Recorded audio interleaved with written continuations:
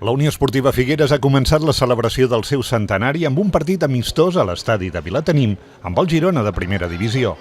Hi ha hagut una bona entrada amb més de 2.500 espectadors i a la llotja la presència de l'alcaldessa Marta Felip, diversos regidors i també expresidents de la Unió com Pere Guado i Pere Giró, a més de l'actual José Antonio Revilla i el proper president Narcís Bardalet.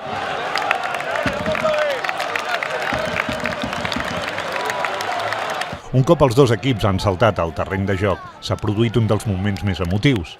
El president del Girona del Figeli ha lliurat una placa a José Antonio Revilla i el capità unionista Ferran Grau li ha donat una samarreta blanc i blava amb la firma dels jugadors i entrenadors de la plantilla. El partit ha tingut un clar color blanc i vermell. El Girona ha guanyat per 0-6.